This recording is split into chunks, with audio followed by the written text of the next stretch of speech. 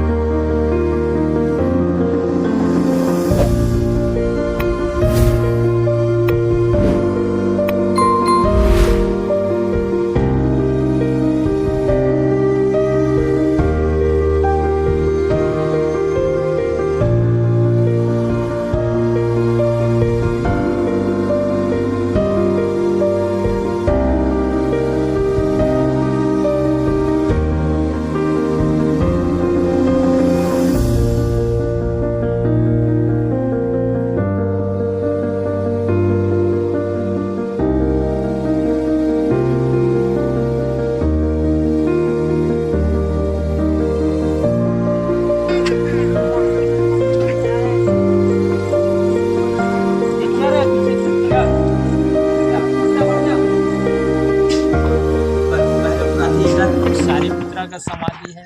सारिपुत्रा का माँ का नाम था रूपसा, पिता का नाम था भग्न। वो स्तूपा का निर्माण सम्राट अशोक ने बनाया। अच्छा, वो 3rd सेंचुरी बीसी बना था, 2600 साल पुराना है। अशोक सम्राट के माता का नाम था सुभद्रागी, पिता का नाम था बिंदुसार, उसका दादा का नाम था चंद्रकुमार। तो पहले वो बना, उसके बाद 1000 साल के बाद यूनिवर्सिटी एडी को तो अपडेटेड है ना। कहीं कहीं गोल वाला राउंड भी देखा, गोल गोल हाँ हाँ। उस समय जो स्टूडेंट टीचर जो अध्ययन काल में गुजर जाते थे, उसका डेड बॉडी उसका घर पहुंचना संभव नहीं था, इसलिए उसको जला के धान रात कर कुछ सामान अच्छा। छोटा छोटा हाँ, देखिए देख ना, रहे वो हैं। बड़ा सा पोस्ट मिलता है। अच्छा। कहीं कहीं स्क्वायर वाला भी देखिए, ये सब ध्यान करने की जरूरत है, मेडिटेशन। क्योंकि भगवान बुद्ध को ज्ञान प्राप्त हुआ था मेडिटेशन करके। बोध गया बोधि वृक्ष के नीचे, है ना। हाँ। ये सब रेड रेड वाला जितना भी करकट देख रहे हैं, ये सारे मंदिर था। मंदिर को पाली भाषा में चैत्य कहा जाता था ना। वो सब कमरा जो देखें, एक रूम में के विद्यार्थी रहते थे। कमरा ऐसा था कि नेचुरल एयर कंडीशन था। गर्म के दिन में गर्म महसूस नहीं होता था, ठंडा के दिन में ठंडा नहीं होता था। ये 5 से 6 फीट का दवाल देखे ना, इसके वजह से एयर कंडीशन था।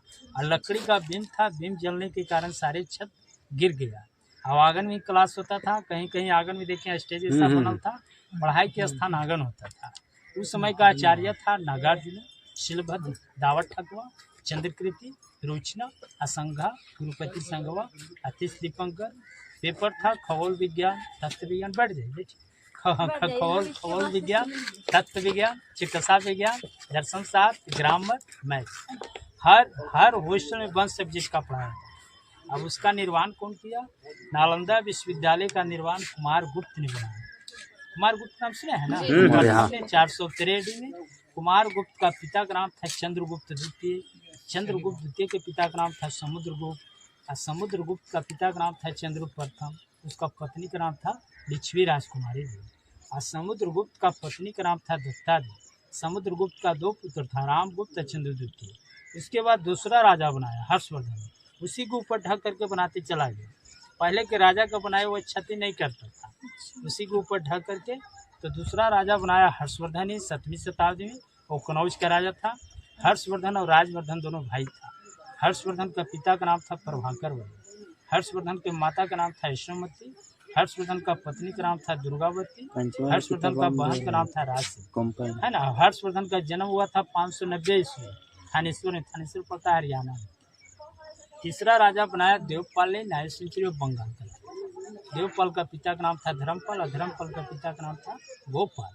जब नालंदा यूनिवर्सिटी चल रही थी तो इसका एरिया 10 किलोमीटर ऐसे था और 5 किलोमीटर ऐसे था। उस समय 108 हॉस्टल था, 108 सब्जेक्ट का पढ़ाई होता था।